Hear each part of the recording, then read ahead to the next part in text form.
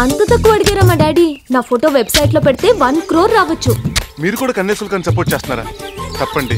ఇంచక్క మన మనసులు కలిసిపోయాయి కాబట్టి. మనసులు ఎక్కడ కలిసాయి? మీరు కొంచెం కోఆపరేట్ చేస్తే కలిసిపోతాయి. ఆ తర్వాత హ్యాపీగా లేచిపోవచ్చు. అప్పుడు మీ బాబాయ్ మన కాలబారానికి వస్తాడు. ఏమంటారు? దానికి కూడా మా నాన్న పర్మిషన్ అడగాలండి. ఏంటి లేచిపోవడానికి మీ నాన్న పర్మిషన్ అడుగుతావా? బుద్ధున్న ఏ బాబాని ఇస్తాడా? ఇవ్వకపోతే మానేద్దాం. అలా కాదు గాని ఇంకో మాట చెప్పండి. అయితే మా నాన్న అడిగిన కట్నం ఇచ్చేయండి. ఇది అదే మాట.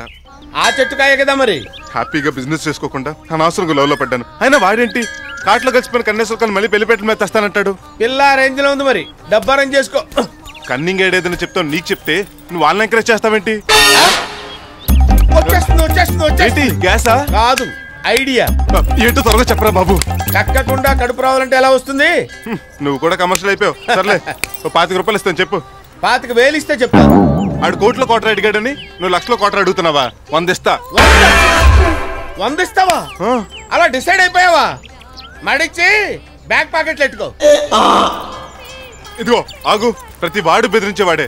సలహా బాగుంటాను ఇస్తాను. వింటే విజిలేస్తావు. ఏంటో చెప్పు. వాడు అడిగిన 25 లక్షలు వాడికి ఇచ్చాయి. ఈ చెప్పడా ఐడియా చెప్పడానికి 25,000. పూర్తిగా విను. నువ్వు డబ్బు ఇచ్చేది ఎవరికి? మా మాంగాడికి.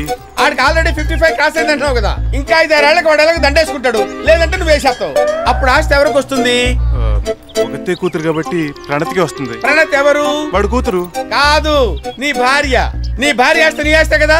అంటే నీ డబ్బులు నీ దగ్గరే ఉంటాయి. వాళ్ళ కోట్ల ఆస్తి కొట్టేయచ్చు. ఎలా ఉంది ఐడియా? నీకు కూడా ఇదే ఐడియా వచ్చిందా? ఈ ఐడియా నాకు ఎప్పుడో వచ్చింది. ఈ రోజుకైనా ప్రపంచ బ్యాంక్ అప్పు ఇవ్వాలని రూపాయి కూడా పెడుతున్నాను. పుట్టి బుద్ధి ఎరిగాక అప్పుగా ఇవ్వడం తప్ప ఎవరికి ఉత్తరం ఇవ్వలేదు. ఫస్ట్ టైం మీకే ఇస్తున్నాడు. కూతురు నాతో రెడ్డి పంపిస్తున్నంత బాధగా ఉంది. తీసుకోండి 5 లక్షలు. పాతికి ఒక పైసా తక్కువైనా ఒప్పుకోనని చెప్పానుగా. అబ్బా మిగతాది వాయిదాలు ఇస్తానండి. వాయిదాలకు కూడా ఒప్పుకోను. లాయర్ అయ్యిండి వాయిదాలకు ఒప్పుకోకపోతే మాస్క్ వేసుకుని అవుతారు. తాంబూలాల రోజున 10, తాళి కట్టే ముందు 10 పడేస్తానండి.